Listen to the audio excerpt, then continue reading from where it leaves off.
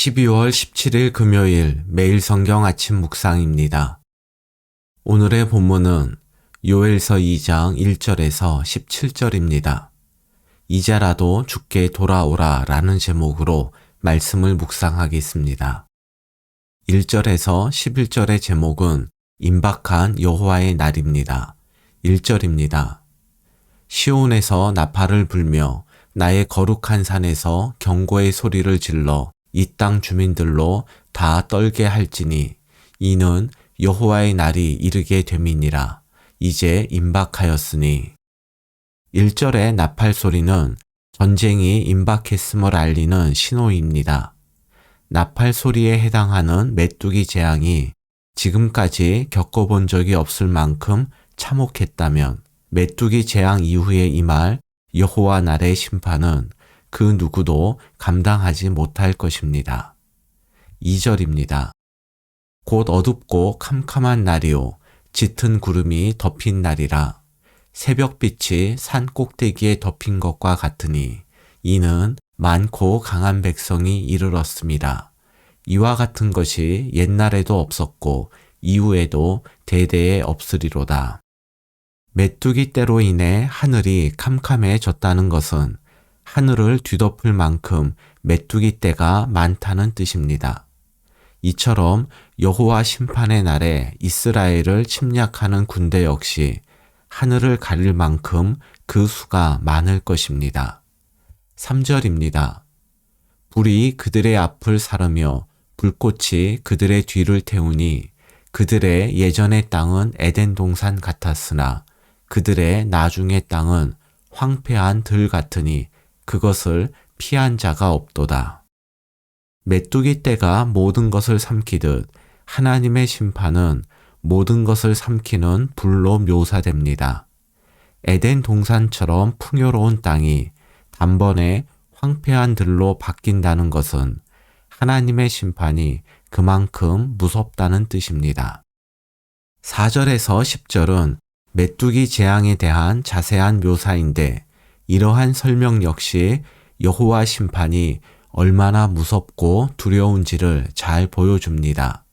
4절과 5절은 메뚜기 떼가 몰려오는 장면인데 이를 본 사람들은 6절처럼 겁에 질려 낯빛이 하얗게 변했습니다. 7절에서 9절은 메뚜기 떼가 곳곳으로 진격하는 모습인데 그 방향과 경로를 알 수 없기 때문에 더 두려움을 줍니다.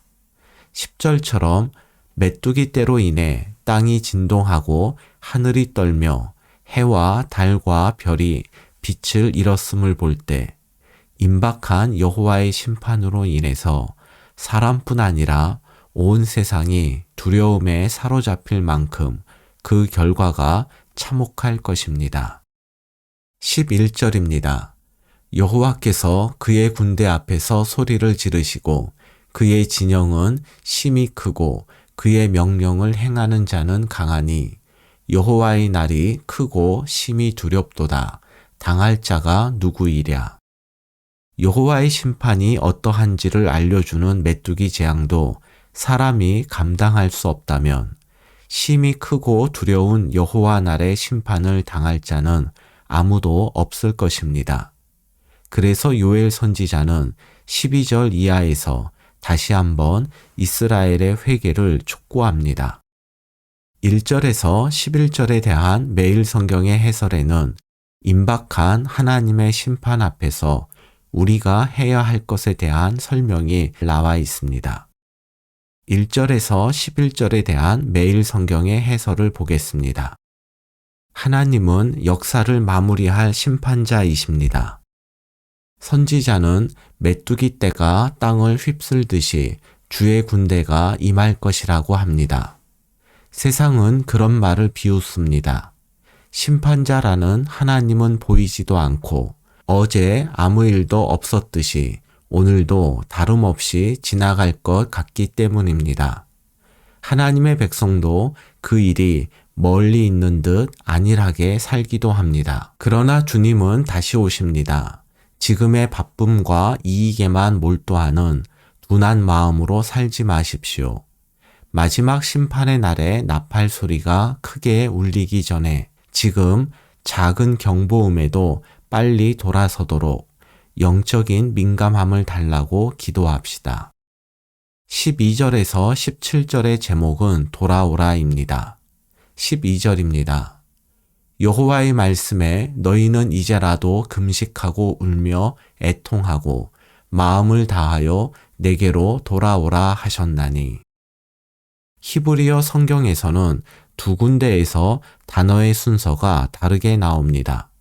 첫째, 이제라도가 제일 앞에 나옵니다.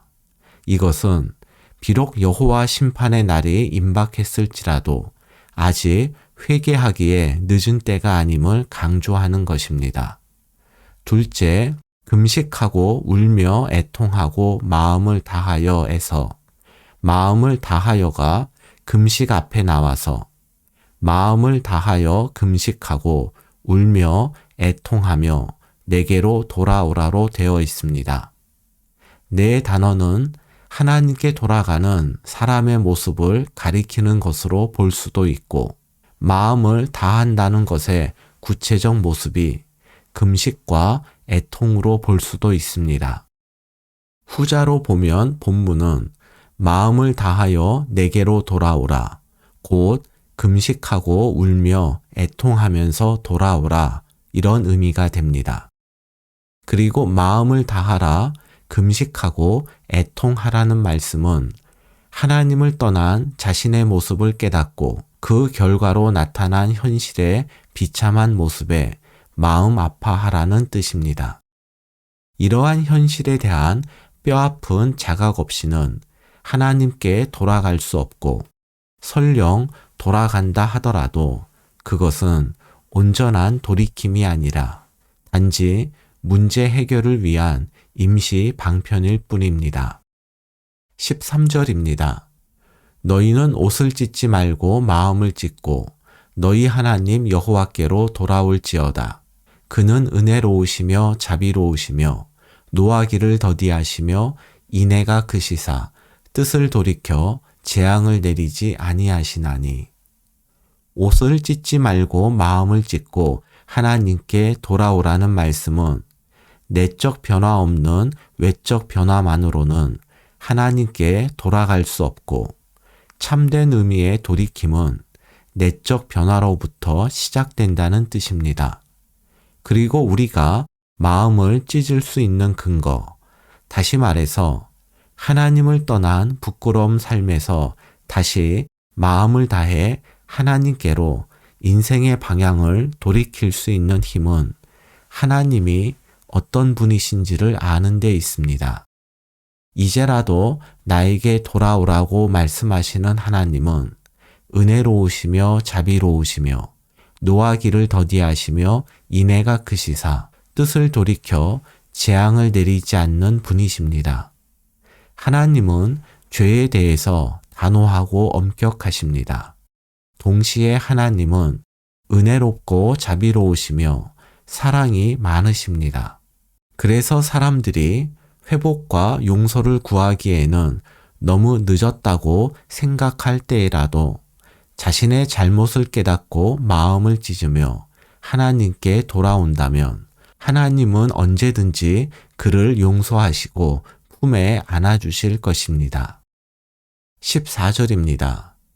주께서 혹시 마음과 뜻을 돌이키시고 그 뒤에 복을 내리사 너희 하나님 여호와께 소제와 전제를 드리게 하지 아니하실는지 누가 알겠느냐.